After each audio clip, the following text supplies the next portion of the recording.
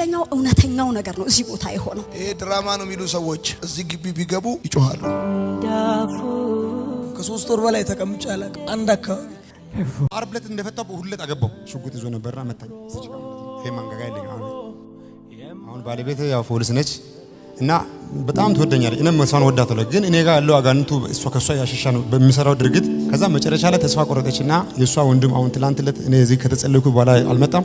ለሱ ከሱ ጋር ይናበቡና ያወሩና ሶስተኛ ዙር ምናምን ብላ ብር ምናምን ስታ ምናምን ተስመዘገበ ወደዚህ ላከች። ከትላንት ወዲያ ጸልይ 21 ዓመት ምናምን ታሰሪያለሁ ብለህ ነበር። 21 ዓመት ከ6 ወር ነው ወጣት። እንዴት ነው ልትታሰር የቻልከው? በምን ምክንያት ነው? መጀመሪያ 96 ዓመተ ምህረት ላይ ነው መጀመሪያ ወንጀል የሰራሁት። ሶ ነው ገበያ ላይ እንደዚህ በቃ ልክ እንደ ሰዎች አንድ ሰው የራሱ የሆነ መደብ አለው። መደብ ሲገዛ ያ ሰው ነው በጣም ባለሀብት ነው፣ ተንኩለኛ ነው ደግሞ። ከዛም እንን ተጠቀመና ይሄን ማንጎ ዝም ብለህ አቃጥል አንተና 20 ሺህ ብር ሰጣለህ። 20 ሺህ ብር መቼም አታገኝም። 20 ሺህ ብር ማለት 20 ሚሊዮን ነው በዛ 96 ዓመተ ምህረት ላይ ማለት ነው። ከዛም 20 ሺህ ብር ሰጣለህ። ደነገጥኩኝ። 5 ሺህ ብር ወዳውኑ ሰጠ። ከዛ ገበያ እጄ አስታውሳለሁ 40 ምንጭ ገበያ እጄ ምናምን ልብስ ምናምን ገዛውና ማታ እንደ ችቦ አቃጥልኩኝ ማንጎዎችን ገበያ ላይ ማለት ነው። ወንጀል በዛ ጀመረ። በዛ መጀመሪያ ወንጀል ጀመሩ። ከዛ ቀጣዩ ወንጀል ጠፋው። ከዛም ጠፍቼ ጅንካ ምናምን ገባ። ፖሊስ ይፈልጋል ምናምን ስል ሰውም ረገመ፣ ህዝቡ ማለት ነው። አንተ አላደረኩም ትላለህ፣ እግዚአብሔር እንደዚህ ያርግ ብሎ ረገመ። ከረገመ በኋላ ላንተ ለቀቁ። የኛን ቀበሌ ወደ ጂንካ ሄደ ወንጀል ሰራ። ጂንካ ሄጄ ወንጀል የሚሰሩ ልጆች ጋር መዋል ጀመርኩ። ከዛም ሁሉ ነገር ቀስምኩት። እዛ ጋር መጀመሪያ ዝርፋ አካሄድኩት። 1200 ብር ምናምን ፒፒኤስ የሚባል መሳሪያ ገዝቻለሁ። የሆነ ብረት አጭር መሳሪያ አለች። እሷን ገዝቼ በቃ ምንም ከኔ ውጪ ሌላ ሰው እኔ ህግ ያለ አይመስለኝ በሰዓቱ እውነት ለማውራት ህግ የሚባል ነገር እኔ ብቻ ነው ህግ አውጪ የምመስለው። ከዛም መጀመሪያ ጊዜ ሰራው የሆነች ወደ 40 ምንጭ ሆስፒታል እርጉዝ ነች፣ እየሄደች ነው ወደ 40 ምንጭ ለመውለድ ነው። ከዛ 900 ምናምን ብር ይዛለች። ሹፌሩ ደግሞ 150 ብር ምናምን ይዟል። ሺህ ምናምን ብር መጀመሪያ ቀን ወሰድኩኝ። በቃ ተጀመረ። በዚህ እንዴት ወሰድክባቸው? ኬላ አለ ምሳሌስ እንደዚህ አስፋልት ሆነ መኪና የምታቆመው ድንጋዩን አይቶ መኪናው ይቆማል። መውጣት ስለማይችል ኬላ ሰራ። ኬላ ትሰራለህ። ከዛ ዘረፍካቸው። ከዛ ዘረፍ ቀጠለ። አሁን ወንጀሉ ማለት ቀጠለ ወንጀሉ። ከዛም እንዲህ ያልኩት አንድ ቀን ተያዝኩትና በሌላ በሱ ሰልያዝ ብዙ ባደረኩ ሰልያዝ በሌላ ተያዝኩትና 6 ዓመት ተፈረድኩት። 96 ማለቂያ አካባቢ ላይ ገብቼ ማለት ነው ወጣሁ። ዓመት ሳልቆይ መልሼ ዝርፋ ወንጀል ፈጸምኩት። ምንም እስር ቤት መቆየት ማለት እንደዚህ ነው። በቃ እንደዚህ አይነት ሰው ይምጣ እንጂ እኔ አሁን የሁሉም ጊዜ ምንም አይመስልም። መቆየት ስላለብኝ ቆይቼ ወጣሁ። 21 ዓመት መቆየት ስላለብኝ ብቻ ነው ቆይቼ ወጣሁ። 6 ዓመት ተፈርዶብህ ልክ እንደወጣው እንደገና ዝርፊያ ይሄንን ወንጀል አሁን ይሄንን ትልቁን ወንጀል ሰራው። ትልቁ ወንጀል ምንድን ነው? ሴቻ መከላከያ ካምፕ አለ። መከላከያዎች አሉ። ቢያውቅ ኖሮ አላቅም እዛ ጋር አልሄድም ነበር። ከኋላ ላይ መከላከያ ካምፕ አለ። 17ኛ ክፍለ ጦር አለ። ልክ እዚች ጋር ደግሞ ከርብ አለች። መኪና በጣም ያስቸግራል። መሄድ አይችልም። ሄዶ የሚያቅሰው ካለ መንገድ ይችላል። በዛች ጋር 2 ድንጋይ ነው ያስቀመጡት። እንደ 2 ትላልቅ ድንጋይ ያስቀመጥኩት። ከኮይራ ቡና ምናምን ጭኖ መጣ ይዙ ነበር። እላይ ላካ 2 ፖሊስ አለ። መኪናው ላይ ከላይ ቡናው ላይ ከላይ 2 ፖሊስ አለ። ከኔ ጋር ያሉ ልጆች 5 ናቸው። አንደኛው ማይሰራ ካርቤን ቆሞ ጠብቅ የሚባለው መሳሪያ አለ። እሱን ይዟል። አይሰራም። ያው ማስፈራሪያ ነው። አንተስ? የኔ ፒፒስ ይሰራል። ኖርማል ነው። 60 ምናምን 70 ምናምን። አላማችሁ ምንድነው? ቡናውን እኛም አላማ መኪናውን ቦዲቲ ማምጣት ነው። መኪናውን መሸጥ ብቻ ነው እንጂ እዛ ጋር ቡና እንዳለ ምናምን አናቅም። እኛ መኪናውን ብቻ ወስደን ቦዲቲ ለመሸጥ ብቻ ነው አላማችን። ልክ ከዛም ድንጋዩ ሲደርስ ቱክስ ይጀምራል። ቱክስ ይጀምር እንዴት ሰራ መሳሪያ ላይ እሱ የሚተኩስ ነው መሰለኝ። እዛ ጋር መኪና ላይ መሳሪያ ይዞ ሰው ይኖራል ብለህ አትገምትም። ሌሊት 6 ሰዓት ላይ ቱክስ ሲጀምር ለምን እንደው አቁም ምናምን ጸጥ ተባለኝ። ከዛም ሹፌሩን ሞተር አጥፋ ይላሉ። አያጠፋም። ሞተር አጥፋ ሲል አያጠፋም። ለምን እንደው ማታጠፋ ብዬ ድንጋዩን እንደዚህ ዞሬ ሲመጣ መታኝ ነው። ሽጉጥ ይዞ ነበርና መታኝ። ይሄ ማንጋጋ ይለኝ አሁን። ከዛ እኔ ወደኩኝ። በቃ ፈን ሰራው። እሱ ሽጉጥ ነከሰ። ደግሞ እንዳይመታ ነከሰ። ከዛም ከኔ ጋር ልጆች ወዳውን እሱን ያዙ። እሱ ታሰረ። ከኛ ውስጥ አንዱ ሹፌር ነው። ወዳውን እሱን ጭኖ መጡ። ሳመጡ እሱን ሆስፒታል እናስገባ ይላል አንደኛው። ከዛም ይሄ ነብዩ አንኩት የሚባለው በጣም አብሮ አደገ ነው። እሱ እዚህ ጋር ሞቶ እሱን ጥዬ ከመሄድ እኔም እታሰራለሁ፣ ሁላችንም እንታሰራለን፣ ሰለሞን እናሳክማለን ይላል። እሺ ሆስፒታል ውስጥ እንጣልስ ሆስፒታል ውስጥ በር ላይ ጥሎ ይሄዳሉ። ይሄ እንግዲህ ረጅም ዓመት እንዲፈረድብህ ምክንያት የሆነ ወንጀል። በዚህ ወንጀል ምክንያት ስንት ዓመት ተፈረደ? በሱ 15 ዓመት። እሺ ከዛስ ታሰርክ? ተፈረድኩ። ገባሁ እኮ ማረሚያ። ያ 6 ዓመቱን ተጨመረ 21 ዓመት ሆነ። የመጀመሪያው ጥዬ ወጣሁት ማለት ነው። 6 ዓመት ተፈርዶብህ በነበረ ጊዜ 6 ዓመት አልቆየህም? ጠፍቼ ወጣሁት። ዝም ብለን ወጥተህ የምትጠፋው? ያው ሰይጣኑን እኔ አላውቅም እንዴት እንደመጠፋ እውነት አላውቅም። እውነት አሁን 21 ዓመት ሆነ። 21 ዓመት ሆነ። ከዛ አየር ላይ ነው ጎፋ ማረሚያ ጫኑ። 40 ምንጭ ከ40 ምንጭ ጎፋ ማረሚያ ላኩ። አዛውሩ። እሺ ከጎፋስ? ከጎፋ እንደገና ጎፋ ላይ ትንሽ የቆየው ኪዳነ ምህረት ቤተክርስቲያን አጥር ዳር ነች። ንግስ ነበር። ንግስ ብዙ ሰው ከውጭ የገባና ከነሱ ጋር ተቀላቀየ። ሄድኩት። ጠፋ። ወጣሁ። ሄድኩኝ በቃ። እሺ ሄጄ ቀጥታ ወደ ጅጅጋ ገባሁ። ብዙ ጊዜ ህይወት ጠመዝማዛና አስቸጋሪ ጎዳናዎችን ትይዛለች። ወጣትነት ደግሞ ኃይል፣ ጥንካሬና ህልም የተሞላበት ቢሆንም ከብዙ ፈተናዎች፣ የሰፈር ተጽዕኖዎች፣ ከከባድ ሱሶችና ከጠባይ መታወክ ጋር የሚጋፈጥበት ወሳኝ ወቅት ነው። በዚህ የትውልድ መስቀለኛ መንገድ ላይ ቆሞ የብዙ ወጣቶችን ህይወት ከጥፋት አፋፍ በመመለስ አዲስ የተስፋ ብርሃን የፈነጠቀው መልካም ወጣት መርሃ ግብር ዛሬ ላይ ትልቅ ትኩረትን የሳበ ፕሮግራም ሆኗል። በማርሲል ቲቪ ወርልድ ዋይድ እና ጋይ ዮናታን አክሊሉ አነሳሽነት የተጀመረው መልካም ወጣት ንቅናቄ በቀላሉ የሚታይ መርሃ ግብር አይደለም። ይህ ንቅናቄ የብዙ ወጣቶችን ውድቀት፣ ስብራትና የእንባ ታሪክ ይዞ የሚነሳ የለውጥ መድረክ ነው። በመርሃ ግብሩ ላይ የሚቀርቡት ወጣቶች ታሪክ ሲሰማ እስከ የትኛው ጥልቀት ወድቆ ሊቀየር እንደሚችል በግልጽ ያሳያል። አብዛኛዎቹ ተሳታፊዎች ወደ መርሃ ግብሩ ከመምጣታቸው በፊት በከባድ የአደንዛዥ እጽ ሱሰኝነትና በዝሙት ወጥመድ ውስጥ የወደቁ፣ በቤተሰብና በማህበረሰብ ዘንድ ተስፋ የተቆረጠባቸው የነበሩ፣ በወንጀል ድርጊቶችና በህገወጥ ቡድኖች ውስጥ ተሰማርተው ህይወታቸው ጨለማን የተላበሰባቸው ነበሩ። መልካም ወጣት እነዚህን ወጣቶች ከጥፋት ጎዳና ለመመለስ የተለየ አካሄድ ይጠቀማል። መርሃ ግብሩ ወጣቶችን ከመንግስታዊ ወይም ከህግ ማዕቀፍ ውጪ በመንፈሳዊ ልዕልና፣ በስነ ልቦናዊ ማስተካከያና በሞራል ስልጠናዎች ላይ ትኩረት በመስጠት ይሰራበታል። በሂደቱ ውስጥ ወጣቶች ባለፉት ስህተታቸው የሚቆጩበት፣ ያለፉትን ከባድ ህይወት በየዋ መንፈስ የሚናዘዙበትና ከጥፋታቸው በይፋ የሚመለሱበት መንፈሳዊ ነፃነት ይሰጣቸዋል።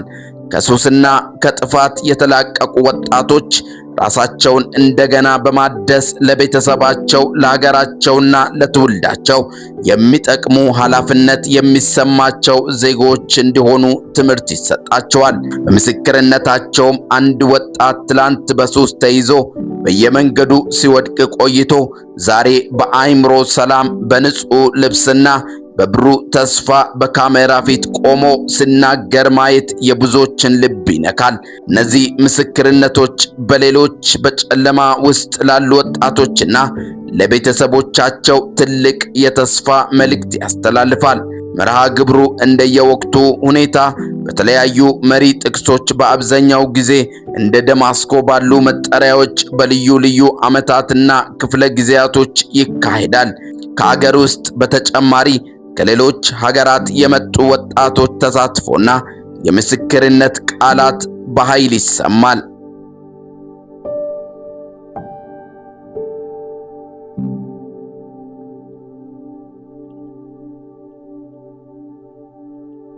ትክክለኛው እውነተኛው ነገር ነው እዚህ ቦታ የሆነው። ይሄ ድራማ ነው የሚሉ ሰዎች እዚህ ግቢ ቢገቡ ይጮሃሉ። ምነግርህ ነገር አንደኛ ሰዎች የዛኔ ይሄ ነገር በተፈጠረ ጊዜ ብዙ ሰው ግማሹ ድራማ ነው ግማሹ ምናም ብዙ ነገር ብሏል ሰው። እኔ ግን ዛሬ አሁን በአጽንኦት መናገር የምፈልገው እኛ ስኬመርም አይደለንም ድራማም አይደለም፣ ትክክለኛው እውነተኛው ነገር ነው እዚህ ቦታ የሆነው። ለብዙ ሰው ማለት የምፈልገው ነገር ምንድነው? እኔ ብዙ ሰዎች አውቃለሁ ሳይካትሪስት ጋር የሚሄዱ ሳይኮሎጂስት ጋር የሚሄዱ ቴራፒ እንኳን በጣም ብዙ ጊዜ ወስደው ረጅም ቀጠሮ ወስደው ብዙ ሰዓት የሚያጠፉ ሰዎች እንዳሉ አውቃለሁ። እዚህ ቦታ ስመጣ እኔ አንድ ነገር አምኜ ነው የመጣሁት። እግዚአብሔር እማመልከው አምላክ ትክክለኛ እውነተኛ ጌታ ስለሆነ እዚህ ቤት እንቆቅልሽን ጥዬ እንደምሄድ እርግጠኛ ነበርኩ። ረቡኒ ገላውን በታጠበ ምሽት ነበር ነገሩ እዚህ ቤት ጥለ ነው ይሄድ ነው በቃ። ከዛ በኋላ ላለው ነገር ለኔ ትልቁ ስኬቴ አሁን ምንድነው? አንቺ ደስ ያለሽ የተሳካልሽ በረቡኒ ጉዳይ ምንድነው ብለህ ከጠየከኝ ወዲህ አንድ ሰው እዚህ ቤት ሲመጣ በሁለት ነገር ነው ነፃ የሚሆነው። አንደኛ ከመንፈሳዊ ስራት ይወጣል፣ ሁለተኛ በትምህርት ማንነቱን አግኝቶ ይሄዳል። እኔ ለረቡኒ የሆነለት አንደኛ ከዛ ከሰይጣን ስራት ነፃ ወጣ፣ ሁለተኛ ወደ ማንነቱ ወደ ትክክለኛ ማንነቱ ተመለሰ። ይሄ ማለት አንድ ሰው እዚህ ቤት መጥቶ ነፃ ሲወጣ ከዛ በኋላ ሄዶ አውሮፕላን እንዲነዳ መኪና እንዲገዛ ፎቅ እንዲሰራ አይደለም። ሰው ማንነቱን ካገኘ ሰው ትክክለኛ ማንነቱ ከመጣለት ከዛ በኋላ ያለው ቅድም ይሆን እንዳለው የባለቤቱ ጉዳይ ነው። የዛ ነፃ የወጣው ሰውዬ ጉዳይ ነው። ቅድም ስንማር ሰምታችኋል ሁላችሁም። መድኃኒት ሐኪም ያዛል ፕሪስክራይብ ያደርጋል እንጂ እየመጣ ቤታችን አይወጥልንም። መድኃኒቱን የመዋጥ ግዴታ የኛ ነው። ከዚህ በኋላ ያለው የረቡኒ ጉዳይ ነው፣ የረቡኒ ኃላፊነት ነው። ግን ረቡኒ ነፃ ወጥቷል። ሰላማዊ እንቅልፍ እየተኛ ነው። ከቤተሰቡ ጋር ሰላማዊ ነው፣ ኮሙኒኬሽን አለው። ራሱን ማኔጅ አድርጓል ለ2 ዓመት። የቀደመው ስፍራ ማንም ሰው አግኝቶት አያውቅም። እንደነገርኩ ሌላ ነገር ፕላን እያደረግን ነው እስካሁን 2 ዓመት። ግን ራሱን ሰርቫይቭ አድርጓል። ለኔ ትልቁ ስኬቴ ይሁንዬ፣ ትልቁ ስኬቴ ረቡኒ ሰርቫይቭ አድርጓል። ወደ ማንነቱ መጥቷል። በቃ ወደ ተፈጠረለት ዓላማ መጥቷል። ትልቁ ስኬቴ እሱ ነው። ከዚህ በኋላ ያለውን የሆነ ቀን በጣም ተሳክቶለት መጥቶ አንተም እንዳልከው ይመሰክራል፣ ያያል፣ አንተም ትመጣለህ ታያለህ። ላንቺ ግን ምንድነው ትልቁ ነገር ካልከኝ ረቡኒን በዚህ ሁኔታ ማየት። ላለፈው 2 ዓመት ከቤተሰቡ ጋር ሰላም ነው። ራሱ ማኔጅ አድርጓል። ራሱ ሰርቶ ይበላል። የማናችንም ዲፔንደንት አልነበረም። ማናችንም አልተረበሽንም፣ አላለቀስንም። ረቡኒ እየታደረ የሚል ስጋት አልነበረብንም።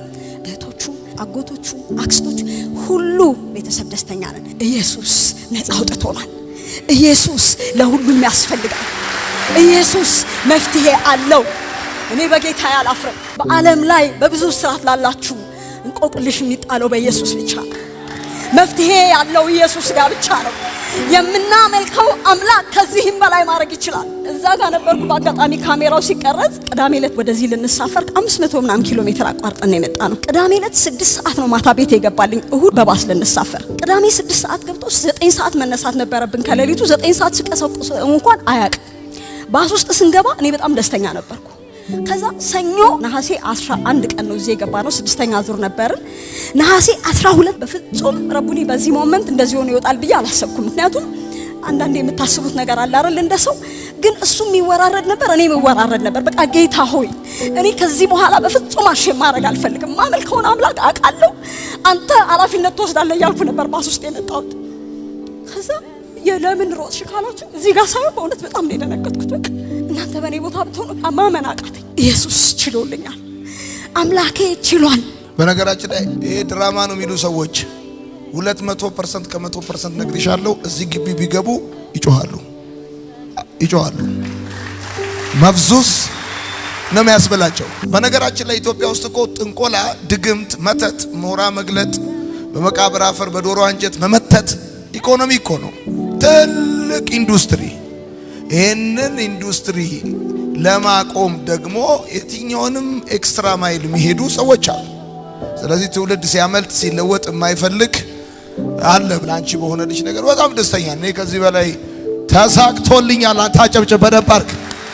ተሳክቶልኛል። 2 ዓመት እንዴት ነበር? እግዚአብሔር ይመስገን በጣም አሪፍ ደስ የሚል ጊዜ ነበር።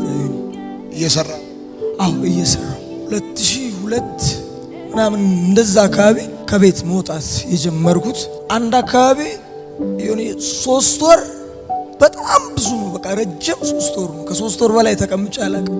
አንድ አካባቢ ምንም ታደርገኛለህ፣ የፈለገ ቢመቸኝ የፈለገ ቢደለኝ ምንም ብታደርግልኝ ጀስራም የሰራው ምንም የሰራው ከ3 ወር በላይ አልቀመጥም። በጣም ተንከራተትኩ። 2 ዓመት በህይወቴ ለመጀመሪያ ጊዜ 2 ዓመት አዲስ አበባ ተቀመጥኩ። ከዚህ በፊት አዲስ አበባ እመጣለሁ ከልጅነት ጀምሮ። ቤተሰብ ግማሽ ቤተሰብ አለ። ግን 2 ዓመት ከአዲስ አበባ ተቀመጥኩ። እየሰራሁ ቤት ኪራይ እከፍላለሁ፣ ምግብ ገዝቼ እበላለሁ፣ እሰራለሁ። ራሴ ማኔጀር። አሁን አንደኛው ሁሉ ሰላም ጊዜ ትተኛለህ? ድብን ብዬ ነው የምተኛው። ሰላም ነው፣ በጣም ሰላም ነው። በጣም ሰላም። እንደ ጅብ 9 ሰዓት በመዞር እታወቃለሁ። ተወልጄ ያደኩበት ከተማ እንደ ጅብ 9 ሰዓት በመዞር እታወቃለሁ። ሌሊት 9 ሰዓት ምንም ምክንያት ሳይኖረኝ ገጀራ ይዤ 9 ሰዓት በመዞር እታወቅ ነበር። ቤቴ ገብቼ 2 ተኩል 3 ሰዓት እሰራለሁ፣ ይደክመኛል፣ እተኛለሁ። እግዚአብሔር ይመስገን ተሳክቶልኛል። ተሳክቶልኛል።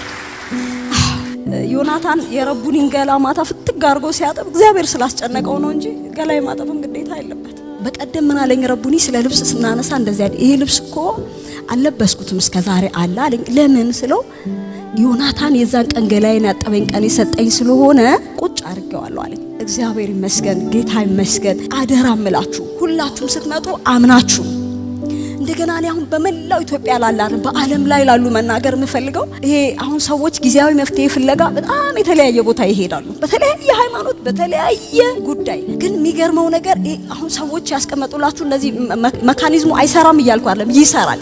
ግን ግራጁዋል ነው። እዚህ ቤት መታችሁ ግን አይታችኋል አይደል? የማይመጥነን ክብር ኢየሱስ ሰጥቶን ስለ ኢየሱስ ለመናገር እንዳናፍርበት እሱ ለኛ ክብሩን ከጣለ እኔ ደግሞ የትኛው ክብር ኖሮኝ ነው ሳልመሰክር የምሄደው? ኢየሱስ ለዘላለም ያድናል። አምላኬ ለዘላለም ብርቱ ነው። አሜን። ታደጋ። አሜን። ኑ መፍትሄ አለ፣ ኑ ሶሉሽን አለ፣ ኑ ግዴላችሁም ታርፋላችሁ። እናውቃለን ብዙ ሰው በየቤቱ በር ዘግቶ በብዙ ጭንቀት ያለ ሰው አለ። ግዴላችሁ መንገዱም ሁሉም ነገር ክፍት ነው። እኛ ባረፍንበት መንገድ ነው እናረፉላለሁ። ይሁን ቴንክ ዩ ሶ ማች ስለመጣችሁ ደስ ብሎኛል። እውነት ለመናገር የሱ ሁኔታ በጣም አሳዝኖኝ ውስጤን ነክቶኝ ስለነበረ ነው ደጋግሜ እንዴት ሆነ፣ ምን ላይ ደረሰ፣ በረታ ወይ። በዛ ላይ ደግሞ አጋንንትም ያው አይተኛም። አንድ ጊዜ ካመለጠው አምልጦኛል ብሎ ቁጭ አይልም። ሌላ መንገድ ደግሞ ፈላልጎ አስተባብሮ ቀይሶ እንደገና ወጥመድ አዘጋጅቶ ከለውጡ ሊያደናቅፈው ይችላል። ከዚህ አንፃር እንደው አንዳንድ መደገፍ ከቻልኩ ማገዝ እሱ ስልክ ላይም ደውያለሁ፣ አንዴም ሁለቴም ምናምን ደውያለሁና ማግኘት አልቻልኩም። ዞሮ ዞሮ ግን ምንድነው እኔ ያው እግዚአብሔር በልቤ ያስቀመጠው ነው። ገላውንም ሳጥበው ሰውነቱንም ሳጥበው ለማጠብ አለ ለማጠብማ እሱ ራሱ ሄዶ መታጠብ ይችላል። ግን አንድ የሚወልቅለት ነገር እንዳለ በማመን ነበር። አሁን ደግሞ እንደዚህ ለምልማል። በሚቀጥለው ጊዜ ደግሞ ሰርግ ላይ ይገኛሉ።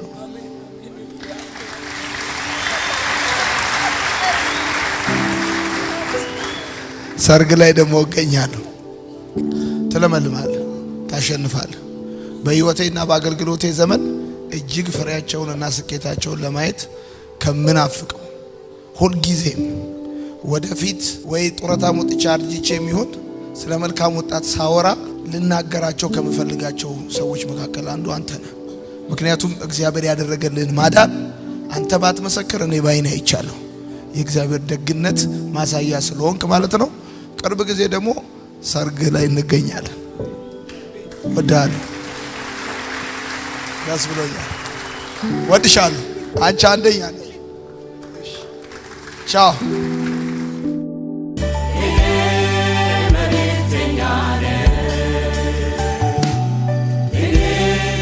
መልእክተኛ